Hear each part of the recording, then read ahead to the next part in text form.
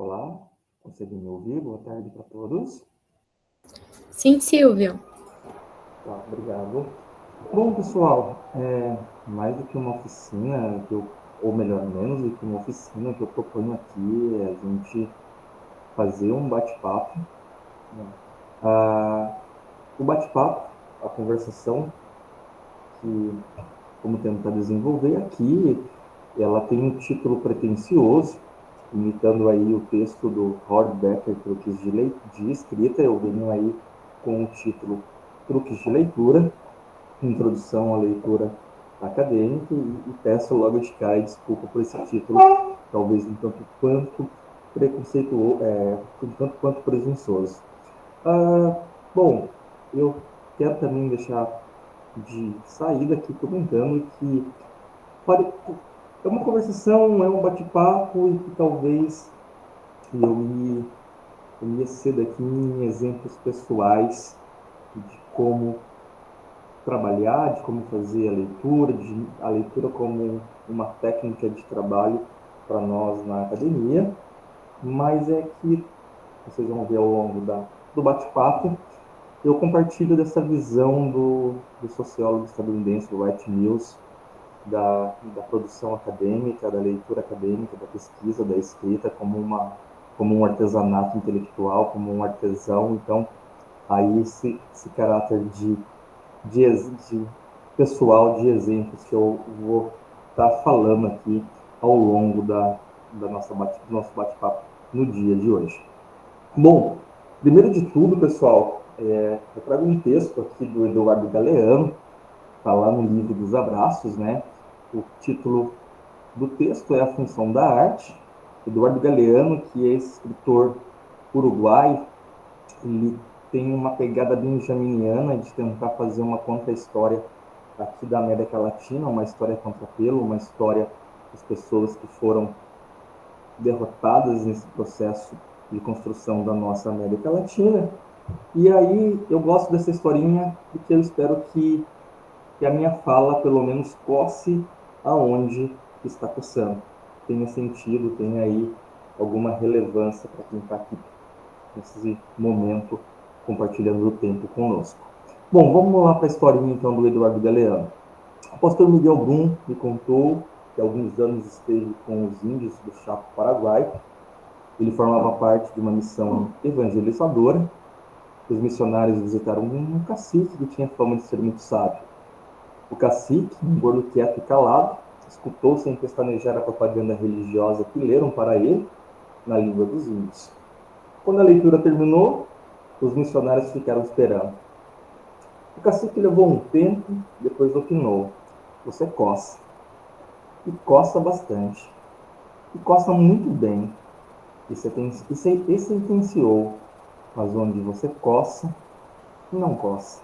Então eu espero que seja ao contrário desse pastor, que eu possa aí tocar em alguns aspectos que estejam coçando, que estejam incomodando, e que a gente possa fazer algumas trocas aí nas nossas práticas de pesquisa.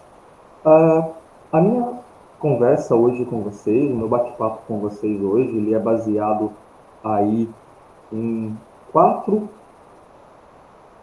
textos, tá, pessoal? O texto da Débora Diniz, Carta de uma Orientadora, o texto... Silvio, parou de apresentar. Só um minuto, deixa eu ver o que aconteceu aqui, só um minuto.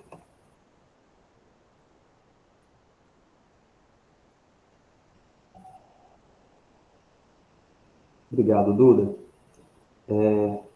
Como eu estava comentando então com vocês, né, o texto que eu trago para vocês, o bate-papo que a gente vai ter hoje aqui é baseado em 4 textos, né, o texto da Débora Diniz, Carta de uma Orientadora, em especial o capítulo dela que fala sobre a escrita, que é o capítulo, se eu não me engano, primeiro, segundo, quinto capítulo do livro. Um texto do professor José Carlos Bruni, que foi professor aí da nossa Unesp de Marília, e depois acabou terminando a sua carreira na USP em São Paulo, Introdução às Técnicas do Trabalho Intelectual. Textos também já clássico do Humberto Eco, Como se faz uma tese, e eu acrescentei também mais algumas coisinhas desse livro mais recente, que foi lançado o ano passado, metodologia de pesquisa em sociologia. Acabei trazendo alguns trechinhos, alguns itens de alguns dos artigos e dos textos que compõem essa organização. Os 3 primeiros textos, Carta de uma Orientadora, Introdução às Técnicas do Trabalho Intelectual e trecho de como se faz uma tese, já foram compartilhados também aí com o Felipe, que eu acredito que o Felipe também vai fazer na sequência a divulgação para vocês desses textos que são a base na qual eu vou bater o papo com vocês hoje. Bom, a nossa conversa, então, foi estruturada, foi organizada em 3 pontos. Primeiro ponto, como tentar conquistar tempo para a leitura. E aí, na sequência, a discussão sobre o que é leitura acadêmica, sobre as técnicas de leitura acadêmica, sobre levantamento, dentro dessas técnicas de leitura acadêmica, falar um pouquinho das técnicas de levantamento bibliográfico, falar um pouquinho da leitura textual, do turismo textual, da leitura ativa e das formas de registro em leitura, como registros visuais, memorandos e fichamentos, qual a função de cada um dessas ferramentas, dessas táticas de leitura. Bom, eu acho que a grande questão nossa, pelo menos me aflige, e eu acredito que possa afligir muita gente, é como conquistar tempo para leitura. Eu vislumbro que, pelo menos para mim, as redes sociais, os smartphones e os afins são hoje os principais catalisadores da minha atenção, são as minhas principais fontes de dispersão, são as minhas principais causas de perda de tempo. E é interessante porque, por exemplo, o Instagram e outras redes sociais, eles têm um perfil de não fricção que os vídeos não precisam nem do play para começar a rolar. Então você vai saindo de uma postagem para outra e você fica ali rapidinho brincando, meia hora, sem perceber. E as redes sociais também são falsas recompensas, né? São recompensas muito rápidas que acabam estimulando aí a nossa procrastinação. E também eu gosto muito desse trecho do Antônio Negri, que está lá na introdução ao livro A Anomalia Selvagem, sobre a potência de Spinoza. O Negri, ele escreve esse livro quando ele estava preso, no finalzinho dos anos 70, no comecinho dos anos 80 na Itália. E a gente pode imaginar que uma pessoa presa seria tempo. Mas aí o Negri, já na introdução, já desmente essa ideia de que na prisão teria tempo. E ele vem com essa frase: trabalho feito no tempo roubado ao sono, arrancado do regime do cotidiano. E aí eu acredito que muitos de nós, em diferentes momentos das nossas pesquisas, das nossas escritas, das nossas leituras, precisamos aí, talvez, fazer parte aí do clube das 5 da manhã, que está tão na moda, porque o melhor horário é aquele disponível. A gente acaba tendo que apertar os nossos horários. E eu também gosto dessa frase do Saramago: não tenhamos pressa, mas também não percamos tempo.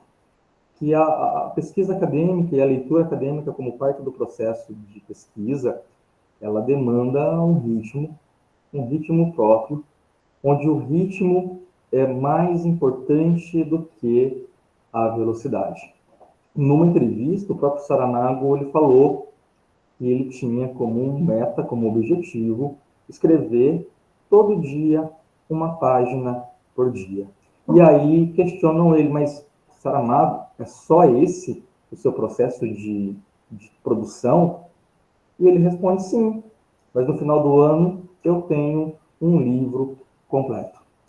E aí eu acredito que, acho que saiu a tela, deixa eu ver, eu acredito que seja interessante no processo de leitura, no processo de escrita, é sempre vir fazendo um pouquinho, né? Um pouquinho todos os dias.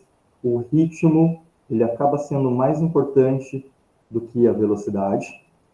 Eu falo brincando uma expressão aqui do interior paulista, que não sei se todo mundo conhece, que é a história do cavalo paraguaio. O cavalo paraguaio é aquele cavalo que dispara no começo, mas que não dá conta depois de encerrar a corrida, porque ele cansou e não conseguiu chegar até o final.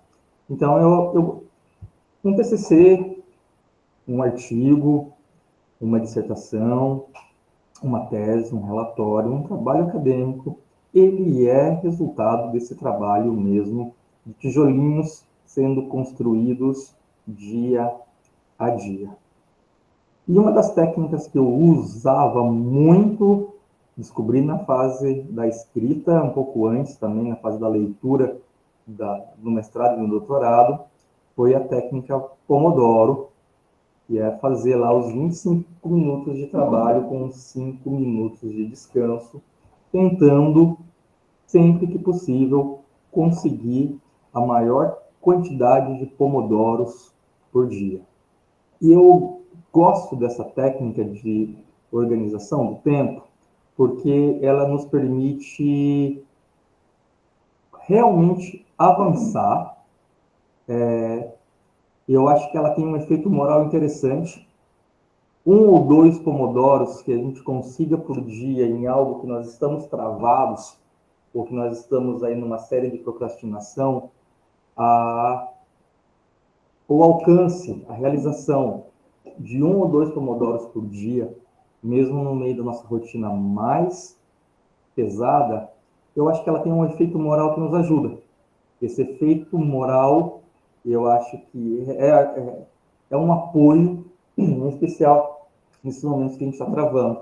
Há talvez um mito, né, de que a gente na academia seja um grande intelectual que se senta na sua escrivaninha e se dedica ali com todo o tempo do mundo a fazer as leituras e as pesquisas necessárias. Mas eu acredito que isso é uma imagem que não corresponde à realidade da maior parte de nós. Nós todos estamos aí às voltas com o trabalho, às voltas com o cuidado da casa, com o cuidado de filhos ou crianças pequenas. Então, acho que cada um de nós tem aí a sua rotina, que já é apertada, que já é corrida. E por isso que eu gosto dessa técnica Pomodoro, porque mesmo naqueles momentos mais complicados de tempo, conseguir fazer 1 ou 2 Pomodoros ao dia dá uma gostosa sensação de que você não está estagnado, que você não está parado. Bom, e aí a gente entra na segunda parte, né? Conquistado e almejado e construído há algum tempo para a leitura, o que é a leitura acadêmica? E a leitura acadêmica, ela é diferente da leitura por hobby. A leitura acadêmica, ela envolve a apropriação de uma teoria, de um conjunto de quadros, de um conjunto de conceitos e prismas analíticos. A leitura analítica envolve uma leitura cuidadosa para a identificação de lacunas na bibliografia sobre o tema que nós pesquisamos, para justificar as nossas possíveis contribuições.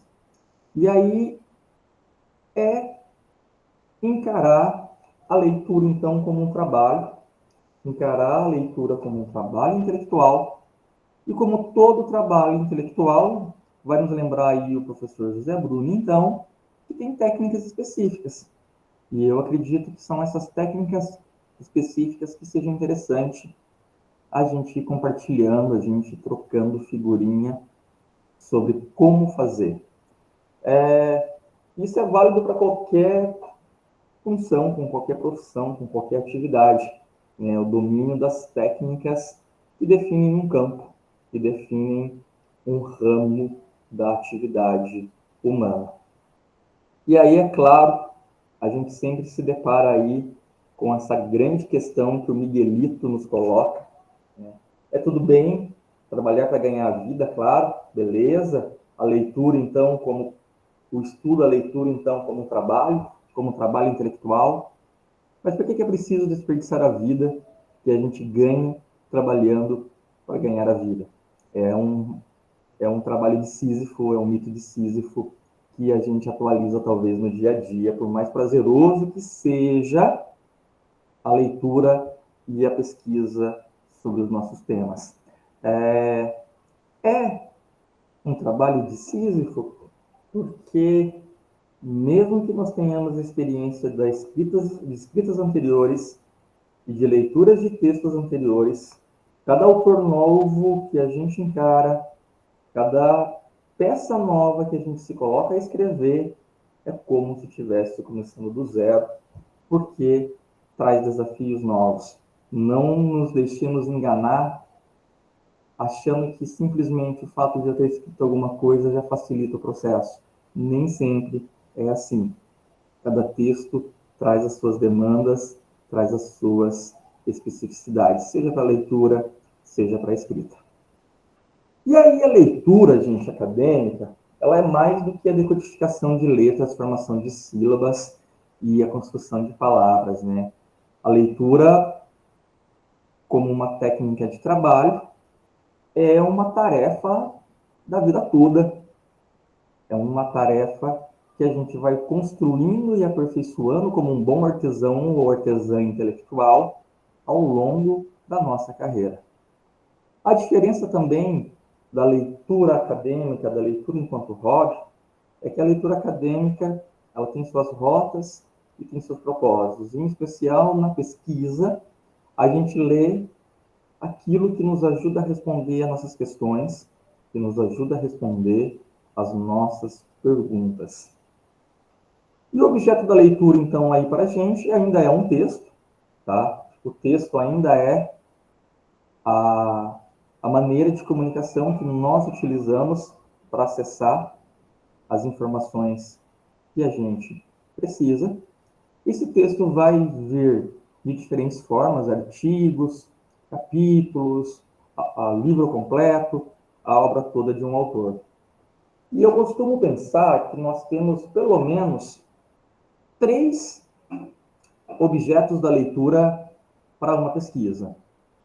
A leitura do referencial teórico-metodológico, que é a literatura teórico-analítica que a gente vai utilizar, o prisma que a gente utiliza para interpretar a realidade. O referencial bibliográfico, que é a literatura teórica e empírica sobre o tema que a gente estuda, os artigos do campo, o estado da arte que a gente trabalha, do tema que a gente trabalha, e há também uma terceira literatura, que é a literatura sobre métodos e técnicas de pesquisa, em que se baseia a nossa pesquisa. E a leitura como estudo, como lembra a Débora Diniz, ela exige, então, várias leituras, ela demanda notas, ela demanda fichamentos, escrita de memorandos, talvez a gente precisa também ir em fontes complementares, em comentadores de uma obra. Em especial, para autores fortes, para autores que sejam nossas referências, como Butler, como Foucault, como Marx, como Weber. Eu, por exemplo, utilizei ao longo da minha pesquisa de doutorado Foucault como referencial teórico-metodológico, usando ali a noção de Foucault de genealogia, de governo, de governamentalidade. Eu usei Foucault como referencial bibliográfico, porque eu também tratava da questão da loucura e da psiquiatria, e Foucault escreveu sobre esse tema. E Foucault também me serviu como inspiração de literatura sobre métodos e técnicas de pesquisa. Eu queria trabalhar a noção de casos relatados na literatura médico-psiquiátrica de uma forma semelhante que Foucault utilizava. Então, eu fiz essa leitura também com 3 entradas diferentes em Foucault. E aí eu coloquei essa imagem da pessoa aí procurando uma boia, e esses autores fortes, eles acabam tendo a necessidade de boias de apoio de leitura para a gente não se afundar. E aí que entra, talvez, esses comentadores, os nossos grupos de pesquisa e grupos de estudo, como boias que nos ajudam a entrar dentro desse autor sem nos afogarmos. A gente conseguir ter a profundidade e a densidade para a compreensão do texto, mas sem se afogar. E aí, a primeira técnica de leitura acadêmica, pensando então a leitura acadêmica como uma estratégia, como uma rotina, como um métier, um ofício que tem as suas diferentes técnicas. A primeira técnica é a técnica do levantamento bibliográfico, buscar o que ler. E eu cito duas principais fontes de dados, que são a Cielo Brasil e o catálogo de teses e dissertações da CAPES. Primeiro, por motivo que eu coloco essas duas fontes, essas duas bases de dados como fontes para pesquisa, como locais para pesquisa, é que elas são gratuitas, nós não precisamos pagar nada para acessar os materiais depositados, as produções depositadas nessas bases, e que também tanto o Google, a Cielo quanto a portal de periódicos da CAPES tem interessantes parâmetros de busca e de pesquisa, diferente, por exemplo, do Google Scholar, que a gente acaba não tendo muitos parâmetros para fazer a nossa pesquisa. E que parâmetros são esses que eu estou falando? Não só a definição de descritores ou temas de pesquisa ou palavras-chave, mas também a utilização dos chamados operadores booleanos para fazer a pesquisa. E aqui a ideia seria o qual? Bom, definir o meu tema de pesquisa, definir a minha pergunta de pesquisa.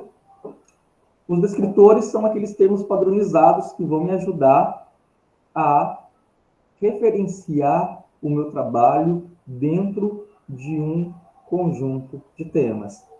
Na maioria das vezes, os descritores são apresentados pelos chamados tesauros, ao tesauro da Unesp, há diferentes tesauros que têm lá os descritores, e também tem as palavras-chave. As palavras-chave, elas não são tão seguras quanto os descritores para fazer pesquisa, porque as palavras-chave são a escolha do próprio autor, a criação do próprio autor sobre o conteúdo, o trabalho, fazendo ali a identificação mais geral, buscando atrair leitores para o seu texto.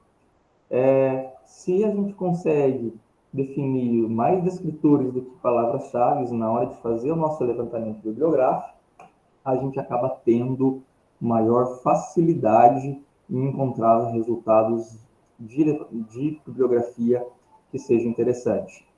E os operadores booleanos, and, or not, por exemplo, o operador booleano AND, ele vai trabalhar aí com a intersecção de dois assuntos. Por exemplo, eu posso pesquisar os casos de Zika e gravidez. E aí, a base de pesquisa, o buscador vai me dar artigos e trabalhos que tragam esses dois descritores. O OR acaba englobando artigos que, por exemplo, envolvam tanto casos de Zika como casos de não gravidez, não apenas os casos de Zika em gravidez. E o NOT me permite fazer a exclusão de pesquisas dentro de um tema. Por exemplo, eu posso tentar pesquisar ações afirmativas ou cotas raciais, mas não para negros, para grupos indígenas, por exemplo. Então, quando eu coloco o operador booleano ações afirmativas not negros, por exemplo, eu consigo levantar artigos e produções que falam de ações afirmativas de cotas não para a população negra. Encontrado uma série de textos que talvez respondam à minha pesquisa, à minha pergunta de pesquisa, ou que tangenciam a minha pergunta de pesquisa, a segunda técnica que a gente vai avançar, a questão do turismo textual, que mais do que ler tudo que cai nas nossas mãos, é escolher aquilo que realmente pode me ajudar a responder a minha pergunta. E aí a professora Débora Diniz vem lembrando que a ideia do turismo sexual, do turismo textual, perdão, é passear pelas fontes, sem oferecer uma paragem de leitura cuidadosa. É passar pelo título, pelo resumo, pelas palavras-chave, ir para a introdução, que na maioria das vezes ela é um resumo expandido, ir nos métodos e ir para a conclusão, para ver se o texto realmente responde, tangencia ou traz elementos importantes para a minha pergunta, para o meu problema de pesquisa. E aí sim, se eu fazendo esse turismo textual, eu identifico que seja interessante, eu posso fazer aí a leitura completa da obra, mas o título, o resumo e as palavras-chave muitas vezes já nos dá uma ideia mais segura do que se trata o texto. Alguns autores já estão fazendo a análise desses itens, chamando de bibliografia de escopo, revisão bibliográfica do escopo. Tá? Não é uma revisão bibliográfica aprofundada, mas que tangencia essa noção geral que o turismo textual nos dá. Bom, então eu selecionei e encontrei as peças bibliográficas que eu vou ler. Eu fiz a seleção dos textos que realmente respondem às minhas perguntas de pesquisa por meio do turismo textual. Aí entramos na leitura ativa. Né? E a leitura ativa, a Débora Diniz vai nos lembrar novamente, é uma prática solitária, mas pode ter encantamento, pode trazer inquietação e algumas vezes até angústia, e às vezes é divertido, por mais que o Calvin acredite que ler um livro não possa ser divertido, porque é muito quieto. E uma motivação também nessa oficina é trocar uma figurinha, é compartilhar, é ter relações de trocas entre as nossas práticas de leitura. E aí, gente, eu talvez seja muito influenciado, como eu disse no início, pelo Wright Mills. Eu acho que vale a pena a gente investir na nossa IA, na nossa inteligência artesanal, no melhor estilo da sociologia, então, como um ofício artesanal, que é a leitura, que é a leitura do texto, que é a anotação, que é o registro, que é o grifo, que é a anotação nas margens, que é a reflexão sistemática. E aí, acho que não dá para acreditar na ideia de leitura dinâmica. Eu acho que nós temos que fugir dessa ideia que dá para ler algo muito rápido para ficar livre logo de algo. Porque a leitura dinâmica, não sei se ela garante a compreensão do texto, não sei se ela garante a compreensão de autores fortes e autoras fortes, como comentamos anteriormente. Bom, a primeira técnica da leitura acadêmica é destacar o que parece essencial. O marca-texto, se usado com parcimônia, pode me ajudar a fazer um primeiro resumo da obra. Acho que a grande estratégia do uso, o charme do uso do marca-texto é, em cada parágrafo, qual a frase ou qual o termo me ajuda a fazer o resumo dele. É só marcar aquilo que é realmente essencial. Quem grifa tudo não grifa nada. Eu acho que essa é a chave. E aí é o interessante, né, que é o pensar as frases de impacto, pensar os resumos que nós vamos construindo na leitura do texto com o marca-texto, porque cada leitura cada leitor é como se realizasse a leitura de um novo texto, porque aquilo que é essencial para um pode não ser essencial para outro, como nos lembra aqui o Armandinho nessa bela tirinha, que é essencial à vida de todos os seres vivos, que começa com a letra A, nem sempre é óbvio que a água também pode ser amor. A segunda técnica que eu gosto de usar é a chamada marginalis, e fazendo pequenas anotações nas margens do texto. Então, eu gosto de trabalhar com um texto impresso, com um livro, e sem medo de riscar o livro. Não sei se eu tenho uma memória espacial, mas eu consigo lembrar, não a página em que eu grifei um trecho que eu quero usar, ou que eu fiz uma anotação às margens que vai me interessar, mas eu consigo lembrar se estão nas páginas ímpares, se são nas páginas pares, se são no alto, se é no baixo, se é na parte de cima da página, se é na parte inferior da página. E isso esse tipo de memória da leitura eu não consigo ter com a leitura de textos no computador. É só a leitura dos textos impressos ou do texto do livro, da obra. Então, o resumo começa a ser construído com o resumo, a síntese da minha leitura começa a ser construída com a caneta marca-texto, com as anotações nas margens. Encerrada a leitura do livro, porque nem todo livro demanda fichamento, nem toda peça demanda um memorando, uma estratégia interessante é, fiz a leitura, fecho o livro, tento fazer de memória aquele mapa mental com as principais ideias, com os principais argumentos, com os principais conceitos que me ajudam a responder a pergunta da minha pesquisa. E naquilo que o autor pode me ajudar ou não. O fichamento é quando eu tenho um texto que vai me demandar e vai me trazer e elementos e informações que são importantes para a minha escrita.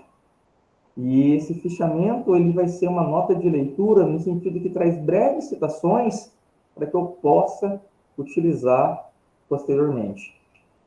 Aqui eu trago o modelo da ficha que eu construí ao longo das minhas leituras, e é uma ficha de leitura lá do texto do Foucault, Nietzsche, a genealogia, a história, onde eu tentei identificar ali algumas palavras-chave e pequenas citações que eu pudesse ir lançando mão ao longo de uma escrita futura. Diferente do fichamento, diferente do mapa mental também, temos os chamados memorandos. Os memorandos eles já estão a um passo, ou estão aí caminhando para ser uma espécie de resenha, porque no memorando a gente já traz comentários pessoais sobre a obra, sobre a peça que nós estamos lendo.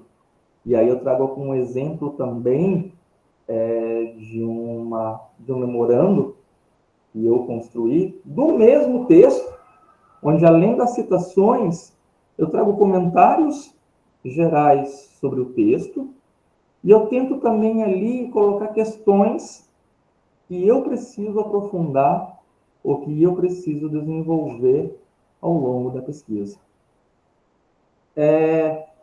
Claro que fazer os fichamentos, fazer memorando, é um trabalho grande, demanda esforço, mas a gente vai acabar realizando realmente fichamentos e memorandos, fichamentos daqueles textos que realmente tragam elementos para serem incorporados na nossa pesquisa, porque respondem, tangenciam ou trazem elementos que nos interessam, e memorando daquelas obras principais, as referências fortes do nosso campo de pesquisa ou da perspectiva analítica que a gente utiliza.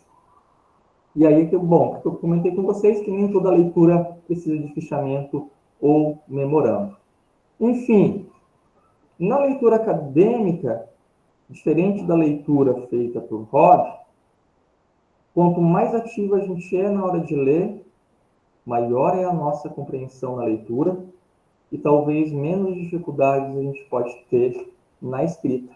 Porque esses talvez sejam um diferencial da leitura acadêmica, é que a leitura acadêmica ela é uma antessala, ela é um preparo para a escrita, mas chega um momento também que é necessário abandonar um pouco a leitura, diminuir o ritmo da leitura e ir para a escrita. Percebe-se que, às vezes, na procrastinação de não iniciar logo a leitura, na procrastinação de iniciar logo a escrita, de ficar com receio de começar logo a escrita e colocar no papel aquilo que nós estamos pesquisando, escrevendo ou tentando, almejando escrever, a gente fica se perdendo na leitura. A gente faz uma procrastinação ativa, continuamos lendo, mas sem avançar na escrita, que é talvez aí uma das coisas também que nós precisamos pensar, debater e discutir. Bom, gente, era isso que eu queria trazer de início, para a gente bater um papo. Peço desculpa por alguma fala mais embananada por nervosismo aqui ao longo do encontro. E espero que tenha ficado claro. E passo número 1, a conquista de tempo, né, para a leitura. Pomodoro, as técnicas de Pomodoro de 25 minutos podem dar um apoio para conquistar pequenos tempos e pequenos avanços. O trabalho da escrita, do TCC, do artigo, do projeto de pesquisa, da dissertação, da tese, ela é construída em ritmo, mais do que em velocidade. Então, acho que o Pomodoro ajuda a ter o ritmo, seja para a leitura, seja para a escrita. A leitura acadêmica é diferente da leitura por hobby. Ela vai envolver um estudo mais aprofundado de autores e de autoras, porque esses autores e autoras vão aparecer para a gente no mínimo de 3 formas, como referencial teórico analítico, como referencial bibliográfico do estado da arte, do tema da pesquisa, e como referencial de técnicas e métodos de pesquisa. E, falando então das técnicas de leitura, pensando aí numa leitura artesanal e não por inteligência artificial, envolve o grifar, o pensar palavras para grifar com parcimônia, tentar fazer pequenos resumos, envolve a anotação nas marginalis, em alguns casos de textos que serão elementos da escrita posterior, as fichas, os fichamentos, e aqueles grandes textos que são as nossas referências de apoio, que são as nossas referências analíticas, conceituais, talvez a escrita de memorandos. Seria isso que eu gostaria de debater, compartilhar, trocar com vocês, tá bom? Obrigado, Felipe. Acho que a gente pode fazer um bate-papo sobre nossas técnicas de leitura, já que, com exceção, acho que todo mundo aqui é do GESP e acabou sendo um grande GESP também hoje, falando sobre pesquisa. Obrigado, Felipe.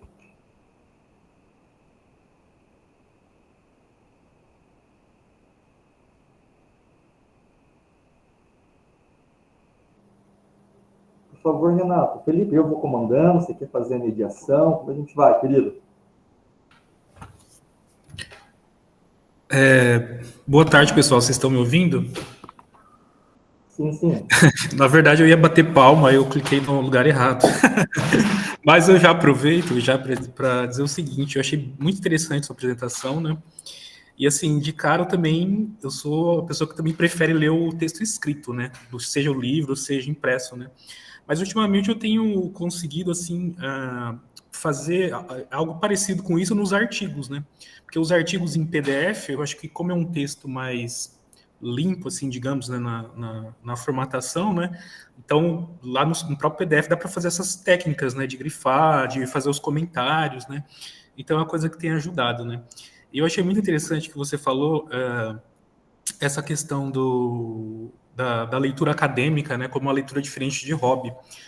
Porque eu percebo que muitas vezes eu não consigo mais fazer uma leitura de hobby, porque tudo que eu vou ler, eu quero ler, tipo, tentando extrair o máximo dali, achando que aquilo eu vou usar em algum lugar, né? Então isso atrapalha, né? A gente tem que saber também selecionar, né? O que é uma leitura que a gente está se propondo realmente, né?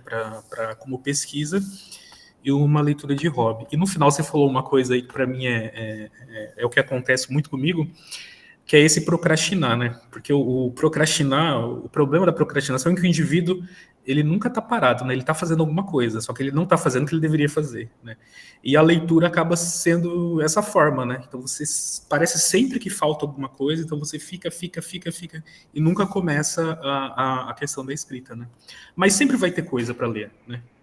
Então acho que talvez o corte aí, né? Esteja na questão da seleção, né? Selecionar realmente aquilo que é possível ler, né? Que dentro do nosso tempo que a gente tem disponível, e a partir disso construir, né? Nosso texto, nossa pesquisa, né? Então acho que talvez o pulo do gato acho que está nessa questão da seleção, né? Mas obrigado, Silvio, gostei bastante das tirinhas, até tirei print aqui de algumas. Obrigado, Renato. Eu estou numa fase hoje que eu não consigo, assim, é tão pesado, né, a leitura e a escrita na pós-graduação, encerrada, a gente volta para a literatura enquanto hobby, para a leitura enquanto hobby, e às vezes a gente tem dificuldade em voltar para a leitura no estilo acadêmico, tá? Fica tranquilo que você vai passar por isso também, tá? Duda, por gentileza. Nossa, muito obrigada, Silvio, pela aula. Acho que me provocou em muitos sentidos, principalmente porque estou nesse processo de rascunhar o projeto do doutorado. Para mim foi assim, eu fiquei com uma ressaca da dissertação, né? Ainda estou, defendo amanhã, né? Mas para mim, acho que uma questão que eu queria colocar, e aí queria te ouvir falar sobre isso, e acho que remete àquela frase do Saramago que você trouxe. Eu fico muito em dúvida em relação a quando eu tô me atropelando, sabe? Quando eu tô assim, querendo fazer coisas demais e sem dar o descanso correto entre as etapas. E quando eu tô só procrastinando, sabe? Então eu acho que achar esse equilíbrio, eu nem sei se existe, né, um equilíbrio efetivamente, mas achar um ponto tranquilo, assim, para mediar essas coisas tem sido um desafio. E aí também eu queria compartilhar, não sei se é um desafio para as pessoas que estão aqui, né, mas para mim no início era difícil organizar o material, assim, fazia os fichamentos, mas tinha dificuldade depois em pensar em como recuperá-los, né? E acho que no mestrado, o Zotero foi uma ferramenta muito essencial para mim, mas também explorei muito o Google Drive e o Google Docs. Então, para mim, essa parte do fichamento, quando eu lia o texto com uma intenção de usá-lo na escrita, eu sempre fazia a partir de pastas no Google Drive, né? Então, para mim, isso era muito útil. Não sei se ajuda alguém que está nesse processo. E ajudava muito, assim, a depois usar esse material concretamente na escrita, né? Então, algumas questões. Eu vou começar no final, tá, Duda? Eu gosto desses arquivos para a gente trabalhar, para nos ajudar a organizar o nosso pensamento, né? A nossa leitura, ela é uma leitura, então, interessada, porque ela é uma leitura interessada porque ela tem que nos ajudar a responder a nossa questão de pesquisa. E eu gosto de trabalhar com essas ideias de pastas e com situações e tudo mais, dentro de arquivos e tudo mais, mas eu acho que algo que nos prepara para a escrita é já ter a clareza do mapa conceitual ou do mapa de autores e autoras que a gente vai utilizar, porque é semelhante ao que o Humberto Eco traz naquela ideia do plano de trabalho, né? O plano de trabalho que pode ser uma espécie de sumário inicial que vai sendo mudado ao longo da pesquisa. Que é o quê? Você fazer lá aquele rizoma, aquele mapa conceitual que você vai organizar o seu problema de pesquisa, pergunta, quem vem com você respondendo, e colocando isso em textos, em artigos, com as citações, com os fechamentos, ou mesmo com chamados memorandos, que nada mais são que os comentários que a gente vai colocando ali ao texto que a gente vai usar na escrita. O que eu gosto, eu fazia na fase da escrita da tese, manual mesmo, esses mapas, está numa ideia defendida aqui para o Rod Becker. O manual me permite eu montar esses diagramas da forma como eu quiser, com maior facilidade. Uma citação ou um tema que eu acho que vai ser interessante no final, possa fazer muito mais sentido depois, quando eu rearranjo todas essas fichas no chão, não as fichas de citação, mas esse mapa, né, com as palavras-chave, com os autores, com os descritores, com os temas, eu vou montando. Eu colava na parede, frente da minha mesa de trabalho, o mapa daquele dia de escrita, ou o mapa daquele momento de escrita, e esse mapa ele era reatualizado, talvez, ao final de cada dia, e eu marcava nesse mapa, às vezes eu colava 4 sulfites juntos, na ausência de uma cartolina grande, e eu ia marcando qual era o texto, onde que estava o texto, onde que estava o fichamento que eu poderia pegar para construir.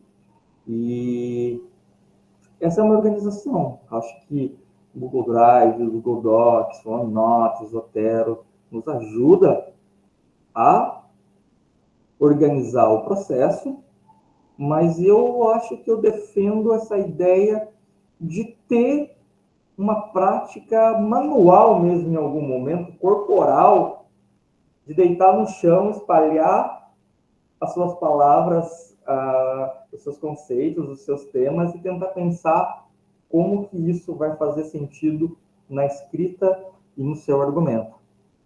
Entendeu?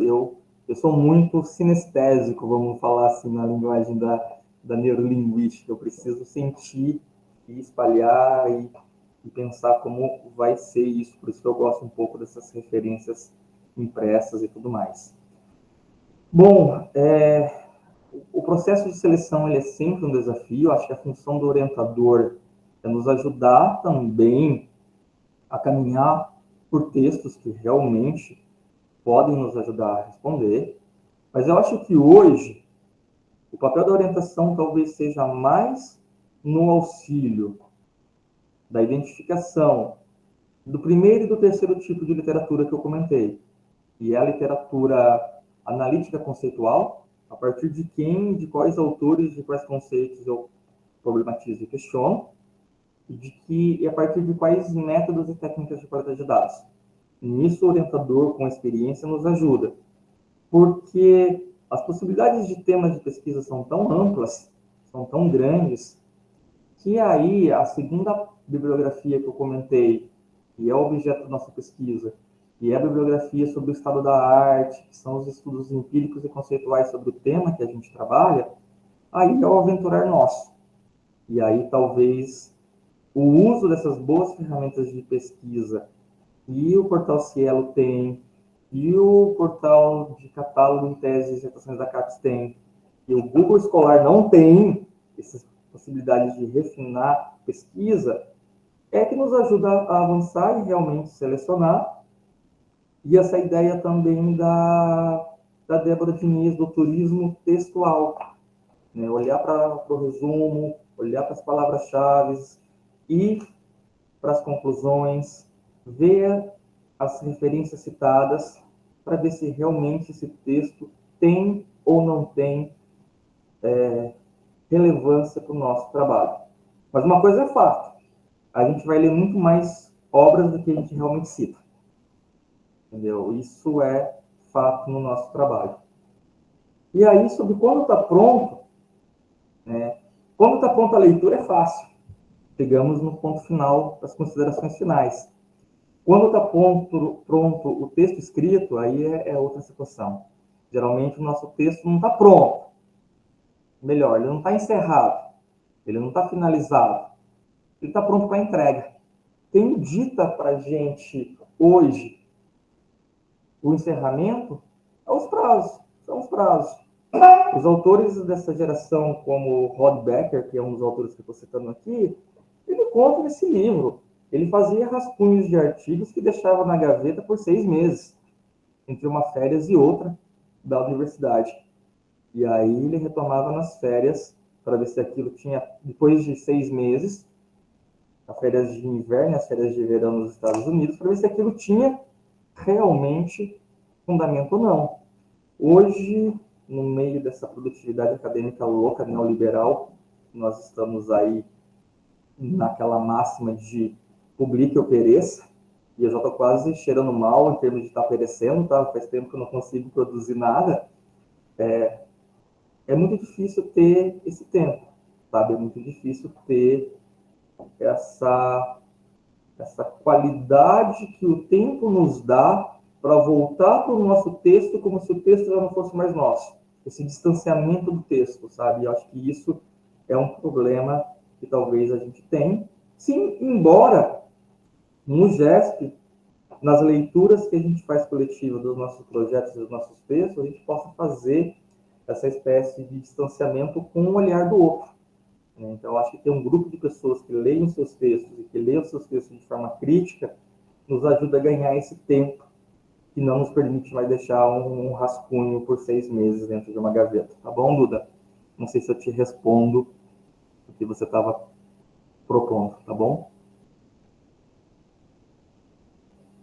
Pessoal, mais alguém gostaria de trocar, trazer aí um bate-papo, trazer uma troca, falar, Silvio, o Dina precisou sair, né? Mas o Dina, ele tá numas trocas muito interessantes com a gente, tanto no GESP quanto no grupo do WhatsApp do GESP, de ferramentas da inteligência artificial que podem nos ajudar nesse processo de leitura, de trabalho acadêmico, de produção de texto, esse artesanato intelectual que o Writing News nos propõe, mas agora também um artesanato intelectual digitalizado, digital, no mundo cibernético, né?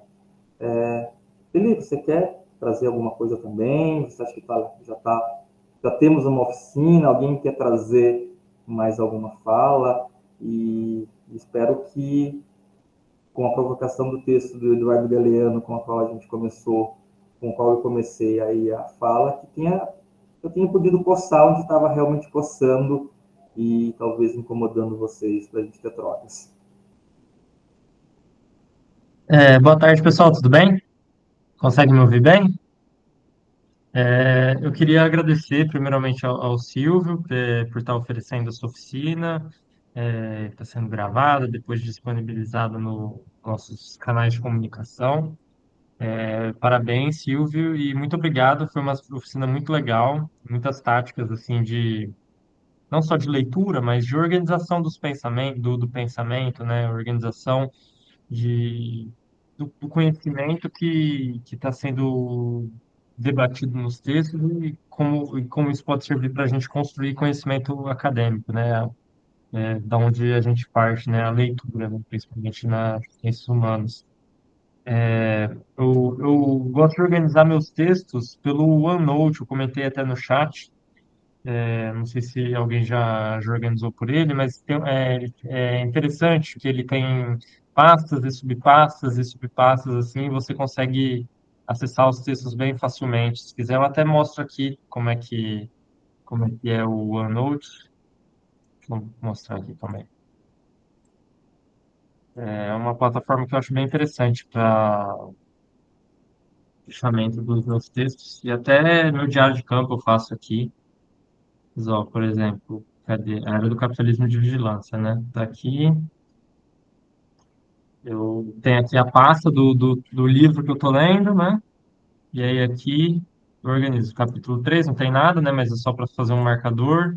A sessão, aí eu vou marcando as sessões aqui.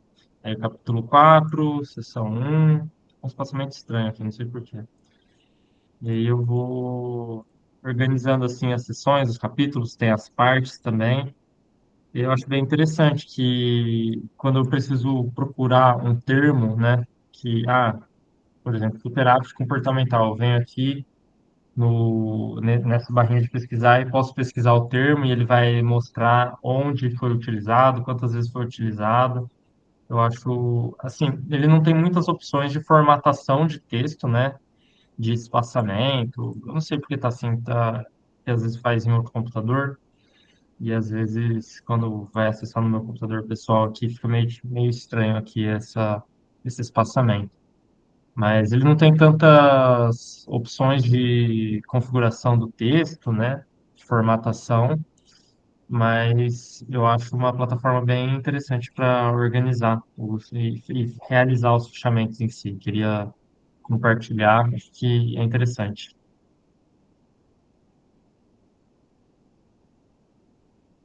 Eu usava muito o OneNote na graduação. É bom porque aí você tem tudo guardado, né? Eu tenho, tipo, aula, sei lá, do poker no meu OneNote. Eu gosto bastante também. Acho bem útil. No Eu acho meu que OneNote aqui tem desde diário de campo, a livros que eu tô lendo e até tá aqui 10º semestre de faculdade, quinto período. Aí eu fazia as matériazinhas assim, acho muito legal. Eu acho que interessante nesse exercício, acho que dependente da plataforma que nós utilizamos, eu acho que é esse processo de apropriação pessoal do texto. E é o mastigar, é o incorporar citações, é o incorporar frases, é o incorporar anotações que a gente faz a partir do texto, que isso vai fazer o nosso processo de reflexão acontecer. Acho que isso que é o importante. Não dá para fazer uma leitura acadêmica que seja só uma leitura de grifar. O grifar é o primeiro passo. E aí, ainda assim, grifar não é grifar tudo, como a gente comentou. O charme do exercício é pensar dentro de um parágrafo qual é a palavra, qual é a frase que me ajuda a fazer a síntese do parágrafo. Então, são esses exercícios de apropriação. E eu acho que isso facilita a escrita. Entendeu? Isso facilita a escrita. Em alguns momentos da escrita que eu estava travado, que se trava, às vezes fica 1 dia, 2 dias para fazer 3 parágrafos inteiros, para sair de uma página. Elencar as citações e seus comentários no corpo do texto te ajuda a ir vislumbrando possibilidades de avançar. Duda? Eu ia falar também, Silvia, eu não sei se vocês concordam com isso, mas o meu processo, pelo menos de escrita e de leitura, às vezes lendo esses manuais, né, de como produzir um projeto, como construir uma tese, a gente fica com a impressão que os processos são lineares, assim, né? A gente vai ler, fichar tudo, depois a gente vai escrever. E para mim não é nem um pouco assim. Claro que tem uma leitura base, né, que a gente faz para explorar o tema, o objeto, mas eu acho que o processo de escrita e leitura são muito complementares, né? Então, para quem tá travado, gente, escrevam. Só vai. E aí você vai descobrindo coisas que, às vezes, algumas necessidades, algumas lacunas até de argumento ou de leitura mesmo, você vai descobrir escrevendo, construindo a sua argumentação, né? Então, acho que isso é importante também para a gente pensar nessa complementaridade das duas coisas, né? O Bruno Latois, ele coloca que a escrita é o nosso laboratório nas ciências humanas. É onde nós testamos as nossas ideias, onde nós testamos os nossos argumentos para ver se aquilo realmente vai dar liga, vai cristalizar ou não. Mas eu acho que a maior demanda de leitura, talvez, seja no processo inicial. Porque eu não sei se eu concordo em que a originalidade de uma tese, a originalidade de uma dissertação, a originalidade de um texto é o caráter pessoal e socrático subjetivo daquele que lê. Eu acho que é mais do que isso. É mais do que isso em que sentido? A minha contribuição é na identificação de lacunas. E quais são os tipos de lacunas que eu vou ter que levantar para avançar? Aí é importante, vamos dizer assim, um dos capítulos iniciais de um trabalho, e é algo que aparece também no projeto de pesquisa, que é o levantamento do estado da arte, que é aquele segundo tipo de bibliografia que eu comentei, que é o referencial bibliográfico. Nos textos e na literatura teórica e empírica sobre o meu tema de estudo, o que estão escrevendo? E eu defendo que Essa literatura ela deve ser acessada de forma retrospectiva, certo? Sempre do presente para trás. Para um projeto de pesquisa, talvez ele levantar os últimos 2, 3 anos de produção. Para um doutorado, talvez ele levantar os últimos 5 anos de produção. Qual é os temas, as formas que estão sendo abordados, para eu ver se o que eu quero pesquisar é realmente algo novo ou é responder algo que já foi respondido. Aí não sei se teríamos originalidade, eu não sei se a originalidade seria, aí, nesse caso, só a minha leitura subjetiva daquele problema. Eu acho que um texto que identifique a lacuna, que revisa a literatura sobre o tema e identifica lacunas empíricas, porque casos novos surgiram, lacunas teórico-analíticas, porque um outro prisma pode me ajudar a responder de outra forma, tá? Então, assim, identificar possíveis lacunas no textos do campo do estado da arte nos ajuda a ter clareza da onde a gente quer chegar, qual é a contribuição nova que a gente vai trazer, porque isso é a grande questão que vamos cobrar na tese. Qual é a tua contribuição para o campo? Qual é a sua novidade que você traz para o campo? E aí me parece que é mais do que o caráter subjetivo. É você conhecer o teu campo. É você conhecer os autores do seu tema.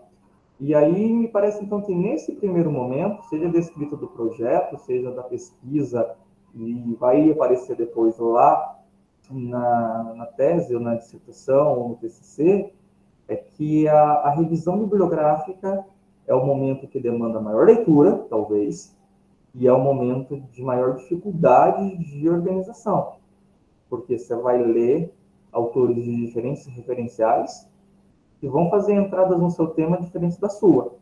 E aí você tem que conseguir observar como que ele está tentando responder a pergunta que é semelhante à sua e o que você quer trazer que ele não trouxe.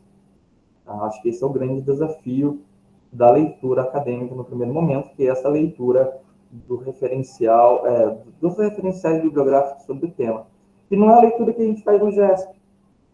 Na maior parte das vezes, no GESP Feres, nós estamos lendo os chamados autores e autoras fortes, que nos ajudam a olhar com prismas analíticos conceituais, ou que nos ajudam a olhar em termos metodológicos e de técnicas e coletas de dados. É diferente, então, é muito mais a primeira literatura que a gente estava comentando do que a segunda, do que a terceira. A segunda, assim, a gente quase não compartilha leituras sobre o nosso campo, sobre o nosso estado da arte, sobre o nosso tema dentro do GESP, do FERES, por exemplo. A gente fica muito mais nos autores e autoras fortes. Duda, por favor. Desculpa, se alguém quiser falar, eu passo a vez também. É porque só para esclarecer uma coisa que eu tinha dito, é que eu acho que eu estava pensando muito sobre o meu processo da pesquisa de campo, né? E o meu campo suscitou muitas questões novas que eu não tinha pensado no meu projeto. Então, para construir alguns capítulos com questões que se mostraram relevantes no decorrer da pesquisa, eu tive que fazer novas leituras. Então, por mais que eu acho que a etnografia coloca, talvez ela bagunce um pouco essa questão, até no sentido de pensar que o trabalho de campo e o trabalho com interlocutores é muito intersubjetivo, né? Então, o modo como você poderia ir no mesmo campo que eu estive e construir uma dissertação completamente diferente, né? Ao mesmo tempo, você tem que ter esse cuidado e ter uma grande noção de onde a sua contribuição está indo, né? Então, eu acho que... Eu não sei, eu já disse isso, a etnografia foi a coisa mais difícil que eu já fiz. E acho que ela traz desafios muito concretos, assim, para os projetos que a gente constrói, né? Então, para mim, foram duas coisas muito diferentes, construir o projeto e o que a minha pesquisa efetivamente foi no final. Então, é isso que eu também trouxe, pensando nessa complementaridade das duas coisas.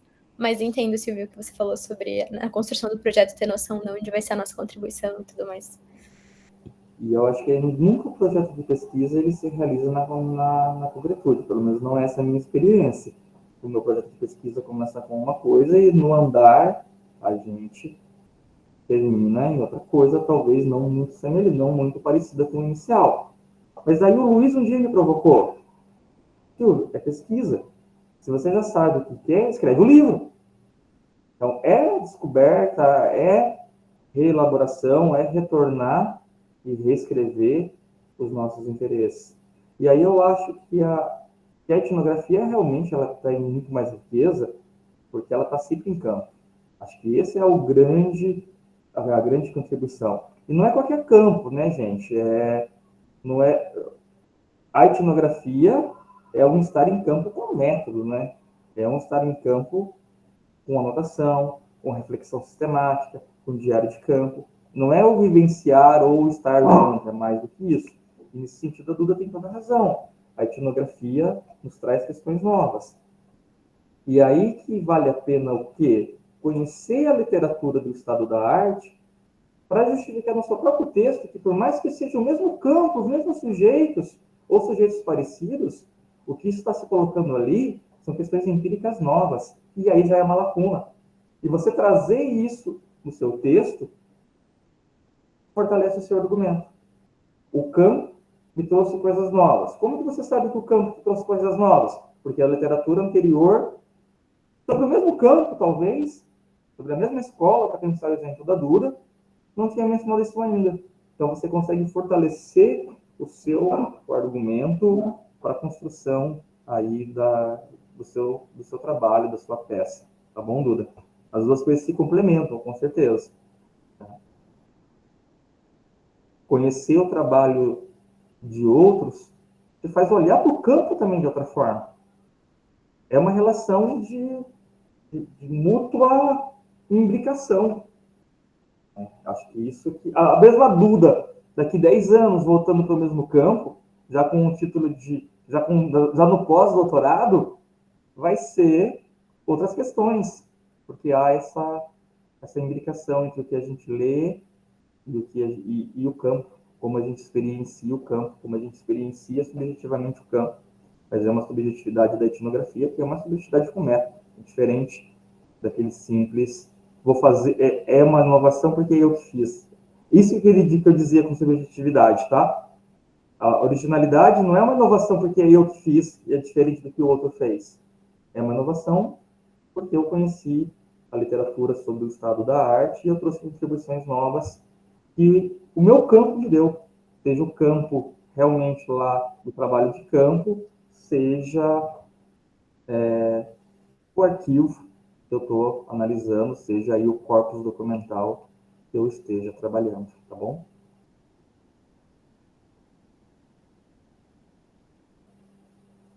Mais alguém, pessoal, gostaria de fazer aí troca, bate-papo? Acho que é mais esse espírito de conversação mesmo, tá, gente? Que eu queria que a gente fosse debatendo e trocando aqui nessa oficina, tá bom?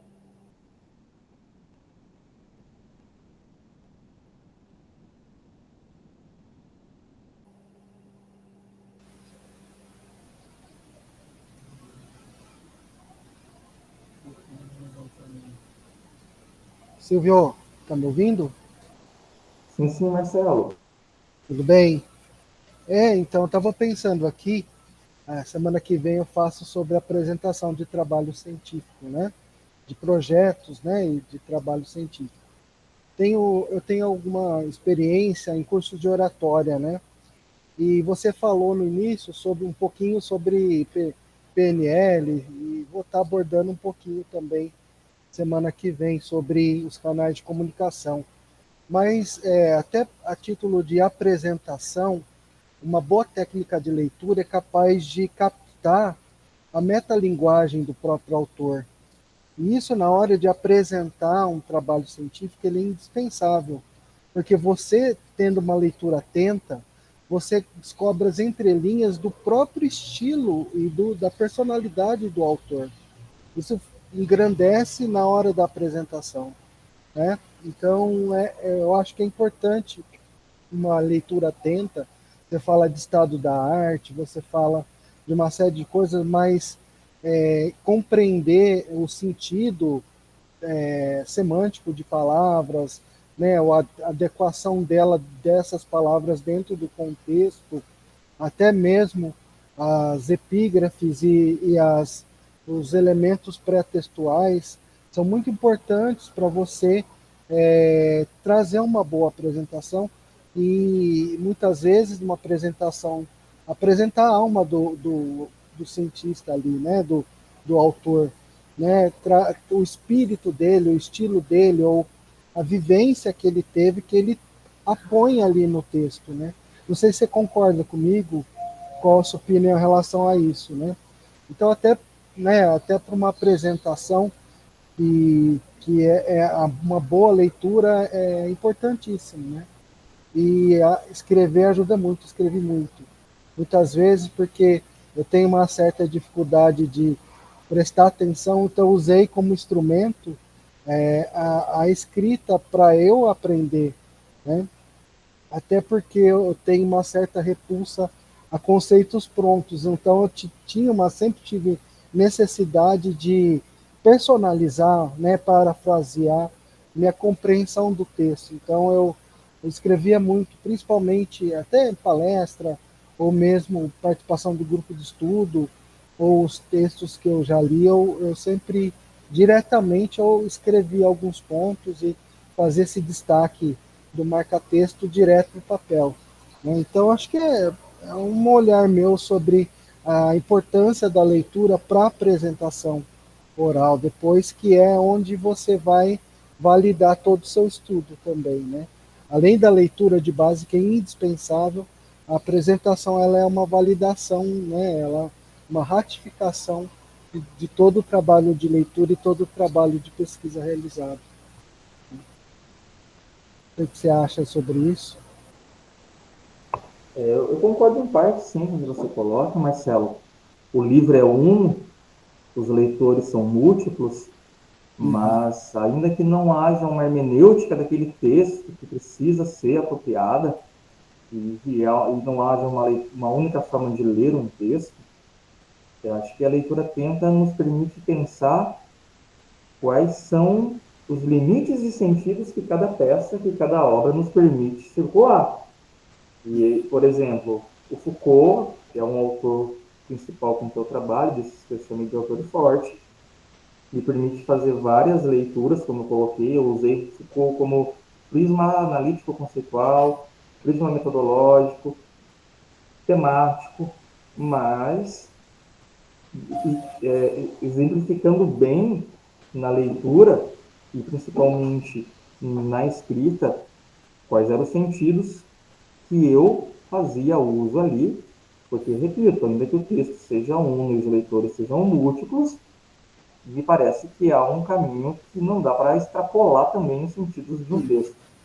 E você falou de algo que eu acho que vale muito a pena a gente pensar e debater, e pode vermos avançar também depois num bate-papo sobre escrita. A paráfrase me parece uma forma de escrita muito mais interessante, seja para a incorporação do texto, seja para a apresentação do próprio texto no seu formato final. Me parece que os argumentos que são parafraseados, eles têm muito mais força do que aqueles que são simplesmente citados dentro de um texto. E eu gosto das paráfrases, mas assim, as paráfrases têm um problema. A gente sabe quando o autor está parafraseando sem ler, quando ele cita o autor e o ano, mas não a página. Né? Então, assim, as paráfrases bem feitas, eu acho que são muito mais interessantes. Isso é uma questão pessoal, a gente pode conversar sobre, na apresentação do texto final, do que aquele texto cheio de citações. Eu não sei se é algo meu isso, aquelas inúmeras quebras do contínuo do texto me incomodam. Não sei vocês em relação a isso, mas acho que as paráfrases são legais também para a escrita. E o memorando, enquanto técnica de leitura que a gente compartilhou, que eu compartilhei no início, é uma das formas de você construir as suas paráfrases, que são também as suas interpretações do autor, da autora que que você está utilizando para tentar responder a sua pesquisa, a sua questão, a sua pergunta, tá bom? Obrigado, Marcelo. Mais alguém, pessoal, gostaria de trazer mais alguma questão para o bate-papo e quer aí trazer algo mais para a gente trocar?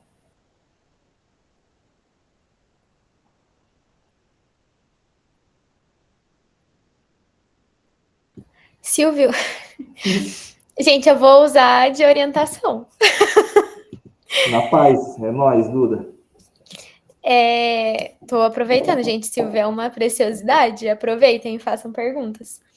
Silvio, você tem preferência pela Cielo ou CAPES? Tipo, tem alguma que é a sua preferida? Eu usei na minha tese as duas.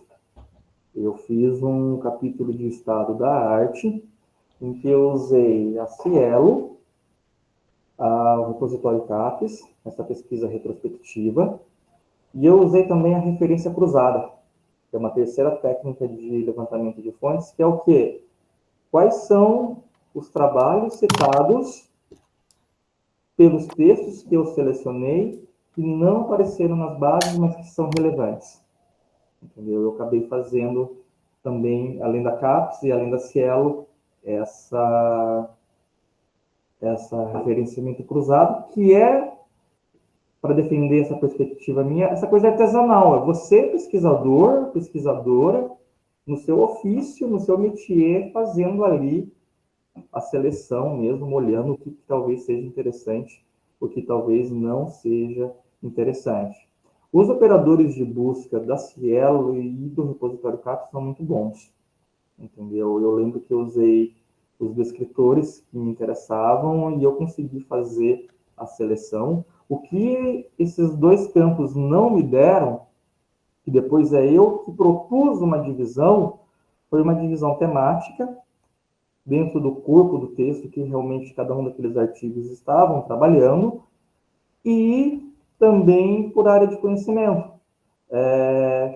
Por exemplo, quais seriam dentro da antropologia, quais seriam dentro da sociologia, quais seriam, por exemplo, dentro da ciência política. E aí eu acabei justificando que essa divisão minha dentro desses campos, apenas para fazer o mapeamento inicial, para avançar na leitura, tinha a ver, talvez, com o campo de conhecimento que estava depositado, o nome do programa de pós-graduação, quadro teórico analítico utilizado, tudo mais. Uma amiga minha brincou, e esse capítulo, que depois virou, que antes de virar o capítulo da tese, virou um artigo, parecia muito aquelas produções da área da medicina, das ciências da saúde. Eu fiz realmente um quadro, sabe? Apresentando os textos, os autores, e desculpa o autorreferenciamento, mas eu tinha colocado no começo do encontro, e aqui foi muito mais um bate-papo sobre como a gente faz e como cada um faz. E eu acabei fazendo essa publicação, estou compartilhando aqui com vocês, aqui no nosso chat. A Fernanda coloca aí também que como eu identifico o que é interessante ou relevante. Bom, a primeira questão que vai motivar você é a sua questão de pesquisa, é o seu problema de pesquisa, e a partir do seu problema de pesquisa, você ter a definição de quais são as palavras-chave desse seu tema, desse seu problema de pesquisa, e mais do que as palavras-chave, quais são os descritores que aparecem em tesauros, né? A gente comentou um pouquinho no início sobre os tesauros, esses grandes dicionários, vamos dizer assim, que vão fazer o repertório do vocabulário dos descritores principais de cada área de conhecimento. E aí, a seleção do que é interessante ou relevante passa por aquilo que, a partir da Débora Diniz, estamos chamando de turismo textual.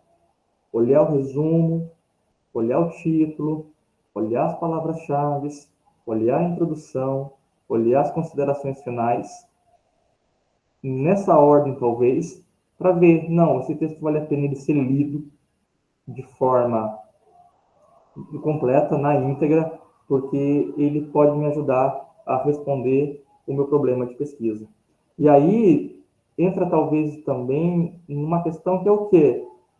Independente se é repositório de teses da CAPES, se é base, se é elo, o trabalho de encontrar bibliografia que responda aos nossos problemas de pesquisa é uma atitude, é um trabalho de mineração. Muita coisa não serve, muita coisa é só areia na peneira, até você encontrar uma pedra, e é pequenininha, que traz um elemento. Mais difícil ainda, talvez, é encontrar uma grande pedra que seja um texto central para você debater e utilizar. Então, é um exercício de mineração, é um exercício também aí de paciência, de meticulosidade, a busca do que é relevante ou não. Tá bom, Fernando? Não sei se te ajuda. Isso, ler como observar baleias. Legal, Renato. Fala aí, Renato. Retoma pra gente. Não, eu lembro que você falou em alguns encontros do GESP essa frase, né? E eu guardei isso muito, né? Porque você fica lendo ali, são páginas e páginas que parece que nada faz sentido. De repente você encontra um negócio que você fala, nossa, é o cerne da minha tese, do meu projeto, né? Era isso que eu estava buscando, né? Então a leitura como uma arte mesmo, né? De você ir, né? E com um olhar atento, cuidadoso, né? Encontrando aí o que você precisa para responder as suas perguntas, né? Mas essa questão da seleção que você estava comentando, para mim, é o mais difícil, né? Porque às vezes a gente quer abranger tudo, né? Então, às vezes na seleção, a dificuldade de selecionar os textos que entram ou que não entram na pesquisa, às vezes vem de uma dificuldade anterior, que é de você recortar o seu objeto de pesquisa.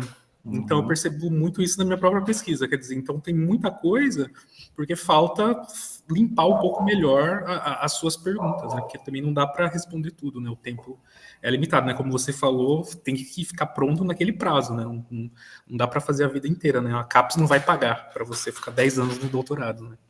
Então, acho interessante também, definir bem, né, os objetivos de pesquisa ali, os limites mesmo da sua própria pesquisa. É o José Guilherme Magnani, professor de antropologia urbana, que tem esse belo texto que ele fala das baleias. Eu compartilhei ele aqui no chat também. Que vai ter texto tão difícil que a gente vai falar o quê? Hã? E aí vai entender uma frase ou outra, um trecho ou outro lá.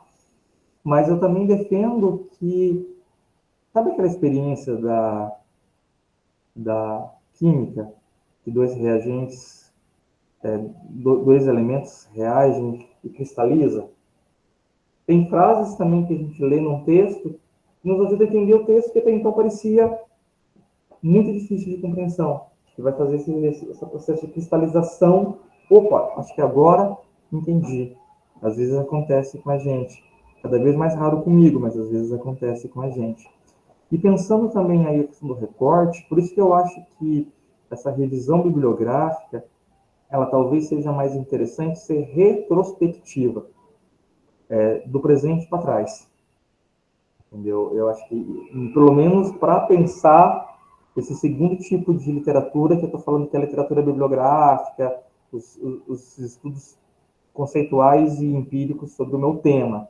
E aí eu vim fazendo essa retrospectiva, por exemplo, 2025, 2024, 2023, seja legal para o projeto.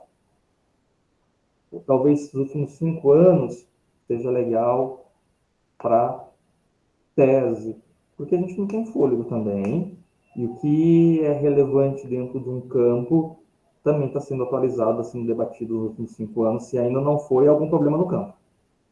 O campo não enquanto o campo da etnografia, mas o campo de onde se situa aquele tema que está sendo debatido, que está sendo discutido, que está sendo problematizado pela gente, que está sendo problematizado por nós.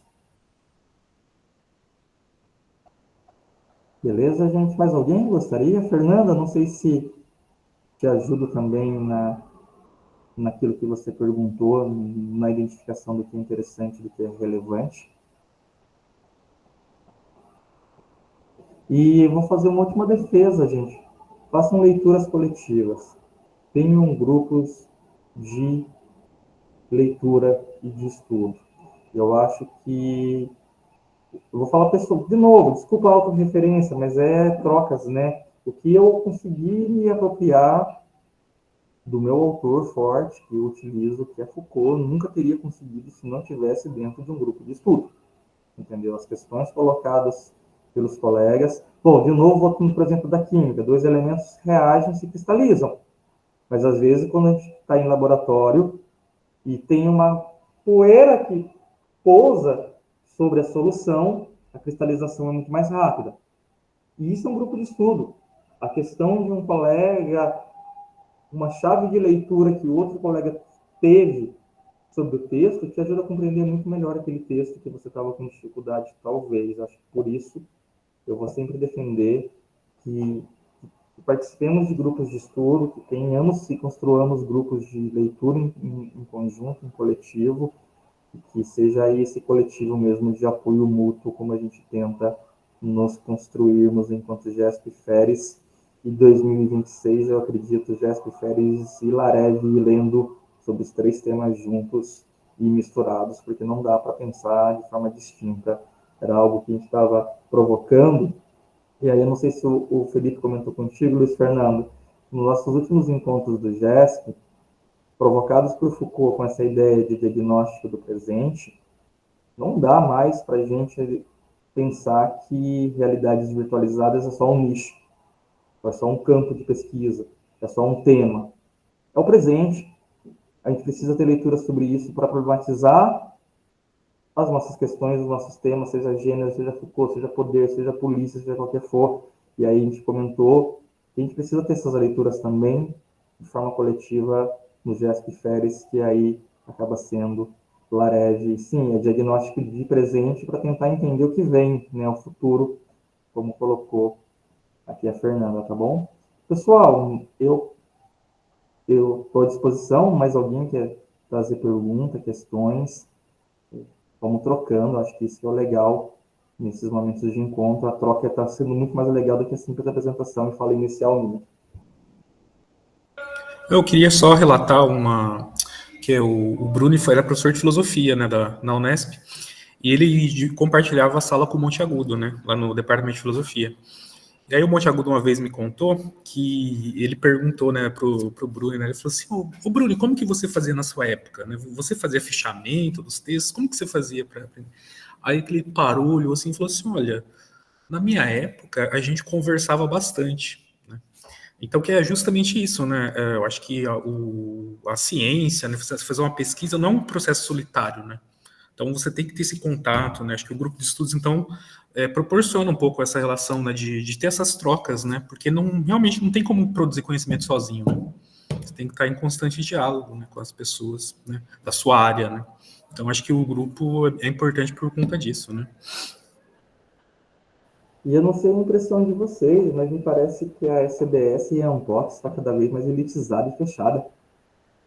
Não sei como é que é não sei como é que é dentro dos temas de vocês, mas pensando aí as duas principais.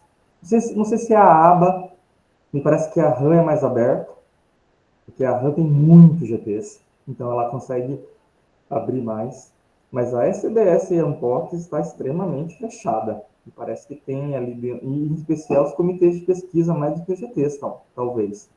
Mas algo que eu tenho percebido é que sempre nos GTs são as mesmas pessoas coordenando, né? E sempre do mesmo lugar, e sempre do mesmo núcleo, aprovando sempre os mesmos autores ou pessoas dentro daquele núcleo.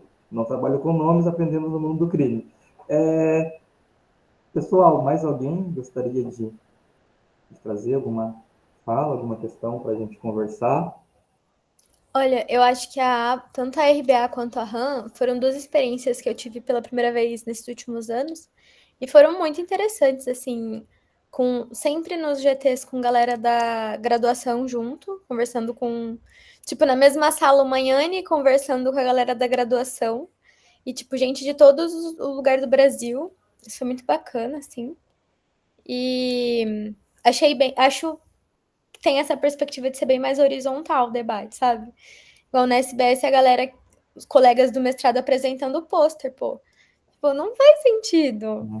né? Assim, porque a gente não tem a capacidade de sentar numa mesa e dialogar com vocês, pesquisadores, justamente num sentido assim, de que esses debates são formativos também, né? Então, eu gostei da experiência que eu tive nos GTs que eu participei. E é aquela questão também, quem é novo na leitura pode fazer uma leitura não viciada. Por isso que precisa ter esse contato. E a antropologia, aquela piadinha da Unbox que a gente comenta aqui no GESP às vezes. A antropologia está muito mais interessante, talvez, do que a sociologia e a ciência política. Lembra dessa piadinha? Num dos encontros da Unbox em Caxambu, havia um grupo de pessoas no hotel nadando pelado na piscina. O que o cientista político fez? Chamou a polícia. O que o sociólogo fez? Pesquisa de survey e entrevista. O que o antropólogo fez? Arrancou a roupa e foi na piscina. A antropologia está muito mais legal, gente. Está muito mais interessante. Está muito mais aberta a questões e trazendo coisas novas, gente. Olha, por exemplo, uma Viena Das, a Anna Tissing, a própria Donna Haraway, que estão muito mais fortes na antropologia do que na sociologia, entendeu? Ainda que eu me identifique muito mais como sociólogo com a sociologia, né? Piadinha esdrúxula, a Carol ia chamar a Carol Calheira, que não pode estar aqui com a gente hoje, que ela tinha reunião na escola, e me chamar de piada de tiozão de novo, tá bom? Gente, mais alguém gostaria de trazer alguma coisa para o bate-papo?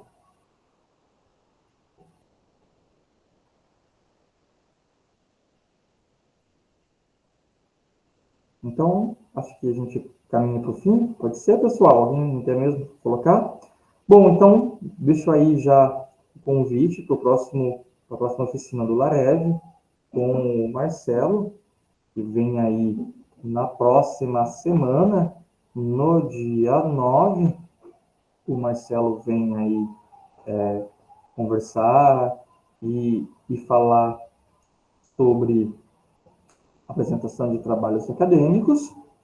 E no dia 16 a gente volta com o GESP Feres, dessa vez tratando do texto da Judith Butler, discutindo ali a introdução a Desfazendo Gênero da Butler no dia 16 de outubro. Certo, pessoal? Agradeço a presença de todo mundo aqui. Vou compartilhar. O Felipe, acredito que compartilhou os textos com vocês, para quem está aqui. Vou colocar de novo para quem está no grupo do GESP. Eu vou colocar os textos, com exceção desse aqui, que eu ainda não encontrei ele em PDF, porque ele é recente. Ele é ótimo, tá, gente? É uma publicação da UFSCar, mas é uma publicação da UFSCar pela SBS. Durante o período da pandemia, a SBS fez uma série de vídeos chamado Metodológicas, e dessa série de vídeos, saiu essa publicação, que vale muito a pena. Eu li até mais da metade do texto, são uma série de artigos. Aí, olha que entrou em metodologia quantitativa, que não é minha praia, que é o R em pesquisa em ciências sociais, métodos mistos, que não é minha praia, eu brequei a leitura, mas até lá todos os capítulos são muito bons, tá bom? Eu vou compartilhar no GESP tanto a apresentação do PPT quanto os textos que a gente usou aqui, beleza, gente? Pessoal, muito obrigado. É um prazer rever muitos de vocês aqui. A gente se vê semana que vem, então, no Larev, com a apresentação do Marcelo. E voltamos no GESP Feres, dia 16 de outubro. E aí, lembrando que para o dia 13 de novembro, estamos prevendo um evento, Seminários Michel Foucault. Também estamos fazendo a divulgação pelo nosso grupo de WhatsApp. E aí, eu não sei, Duda, se aumentou a quantidade de inscritos. Eu posso dar uma olhada Faz no dias, formulário. faz dias que a gente não conversa sobre, mas a gente vai retomar e vamos tentar nos encontrar, para quem puder, presencialmente, aí no dia 13 de novembro, para fazer esse bate-papo sobre as nossas pesquisas, sobre as nossas conversas, e quem sabe, enfim, concretizar a mesa de bar do GESP, tá bom, gente? Do GESP Férias e Larev, bebendo juntos, enfim, até que enfim vamos conseguir. Beleza, gente? Duda, depois você responde no zap, sem problema, tá bom, querida? Tá? Gente, obrigado.